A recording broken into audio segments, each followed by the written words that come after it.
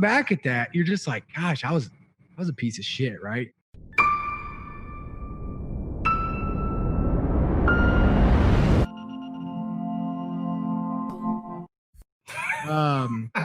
Yeah, you know what I mean?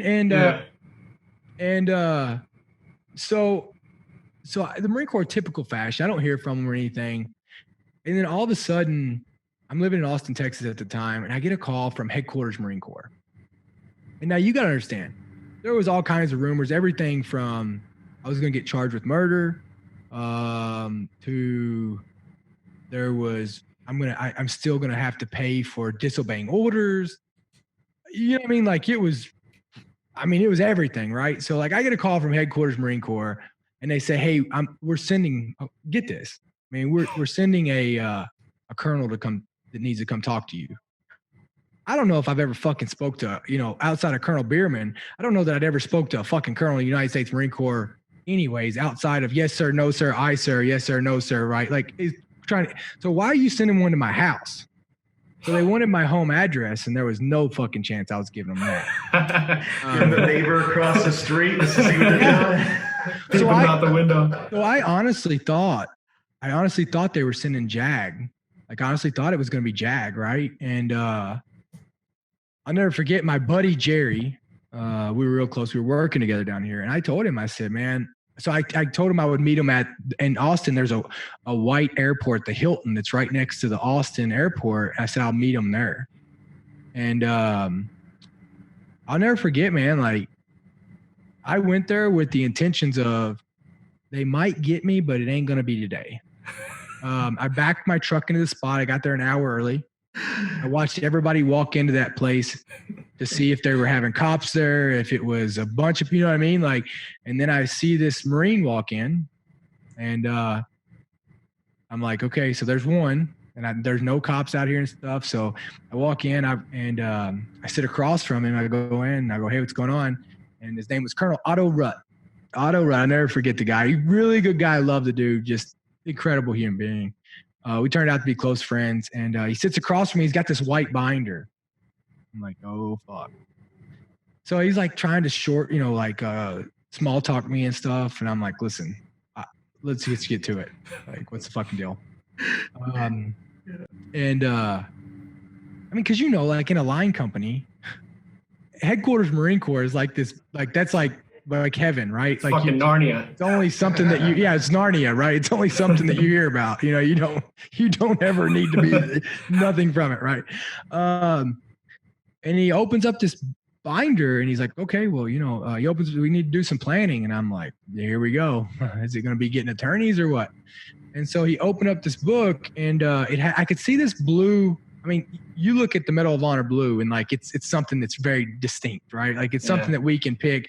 And then when you see those stars in the middle, like it was like the header of the paper. And I look at it, and I thought it was maybe for somebody else, right? Like maybe my guys or something. And he goes, we need to start planning an event. And I'm like, oh, for what? He's like, well, you're going to be receiving the Medal of Honor.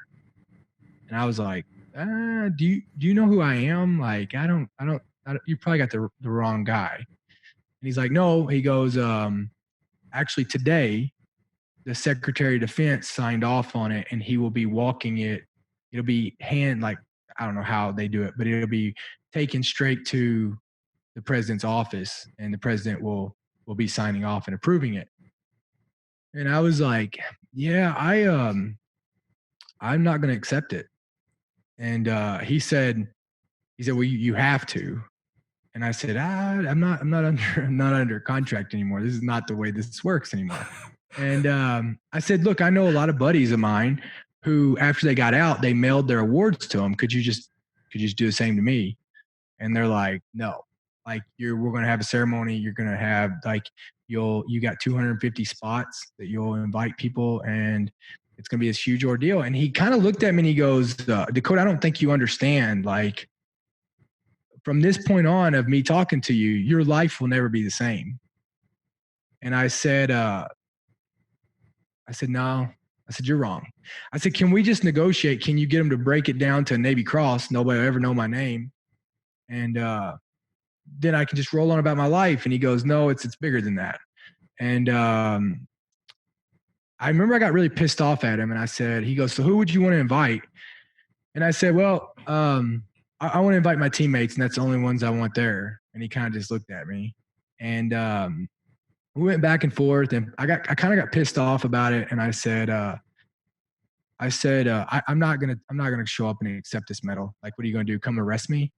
And he said, well, the president of the United States thinks that you deserve this medal, and everybody else who's in the chain of command that's rolled off on this, and they think you're a hero. And I go, well, if they think I'm a hero, why don't they call my fucking teammates and tell them that? And I got up and walked out.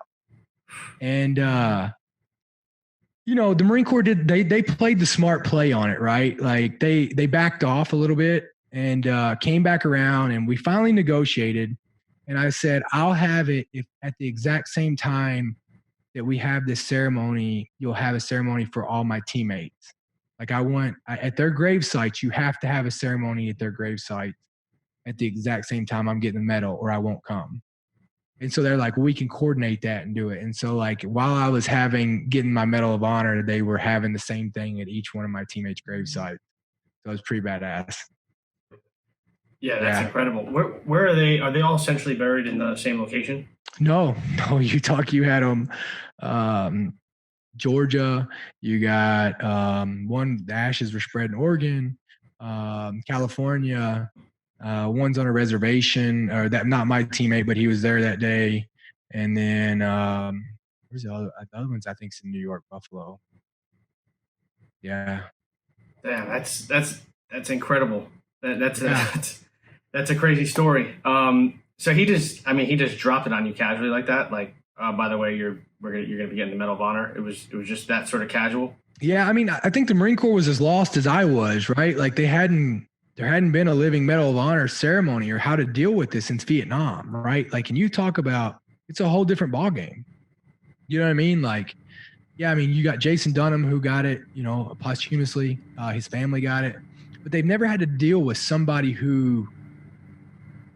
I mean, they've never had to deal with the living recipient, right? And how do you navigate this media tour? It was a struggle for the Marine Corps to, how do we do this right? Like nobody was going back and trying to fact check every little detail and nitpick the Medal of Honor recipients from Vietnam, right? Like when I see people, well, so-and-so individually killed a battalion of, no, he didn't. Get the fuck out of here. A battalion, like if a battalion couldn't kill one fucking dude, give me a break, right? Like that's called a good buddy helping you out. Like, yeah, you probably killed a bunch of dudes, but you know what I mean? Yeah. You know what I'm talking about. And now it's more criticized. There's more, like, it's like everything, right? It's like, look at politics. Like I can find something bad about you, and they do the same shit with their award system. Mm-hmm. It's so fucked up, right? And then, on the backside of it, you got every person out there like, God, I did more than you. Okay, man, I didn't ask for this, right? Yeah.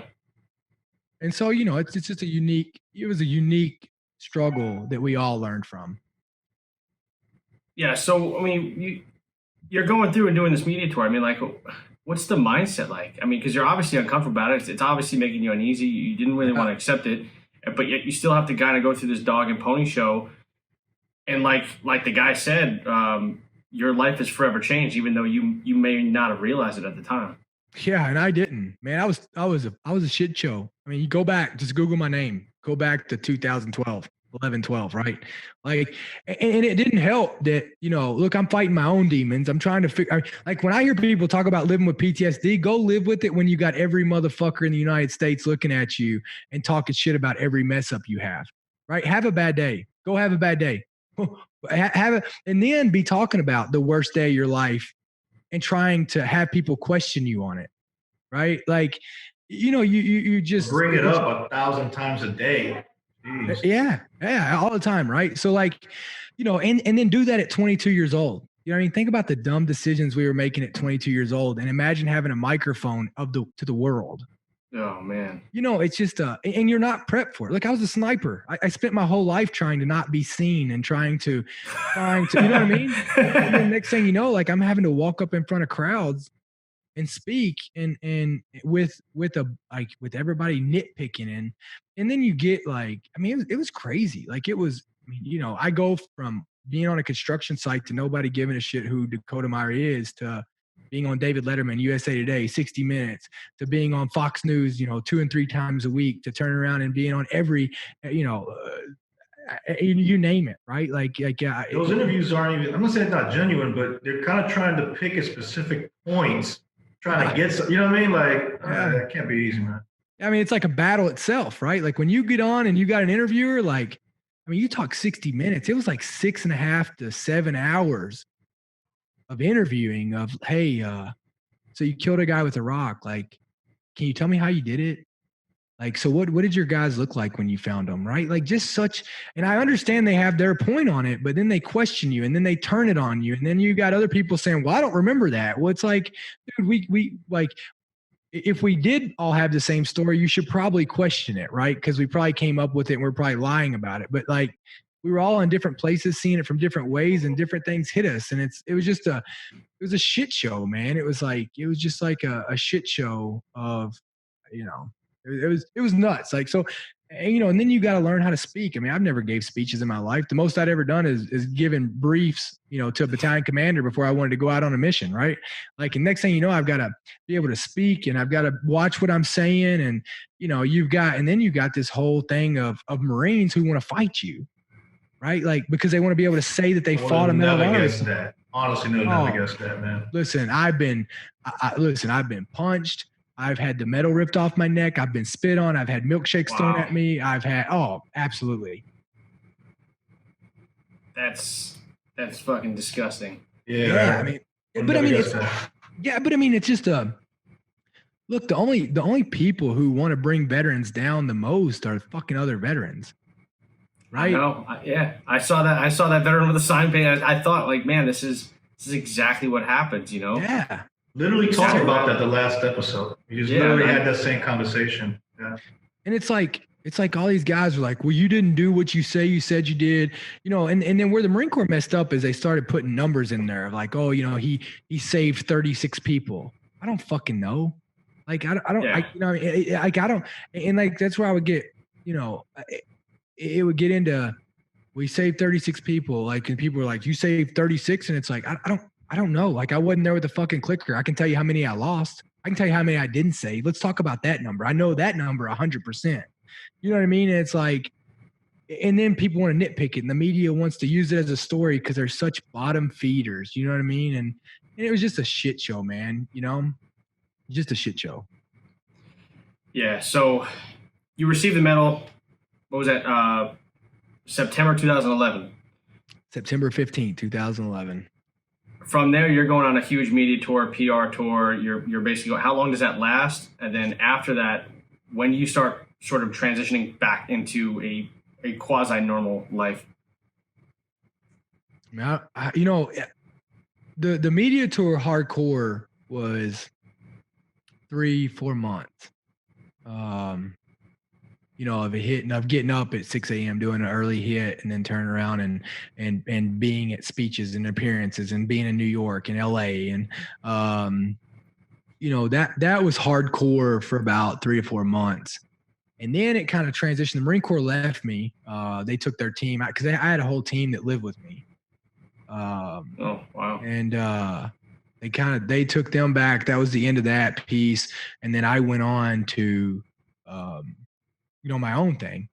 And, you know, I mean, it's still, I mean, you know, you can get as much of it as you want, right? Like me, I've kind of backed off because I just don't find the fulfillment in it. If I don't have a message that's positive in which I can get out, like now I don't need the media. I got a podcast. I can go on other people's podcasts. I can use my own platforms. I don't need the media anymore to get my message out to feel like I'm helping people. So, you know, that's kind of been the cool part of transitioning out of it. But, you know, I mean, I turn down shit all the time. I don't have the desire. Like I refuse.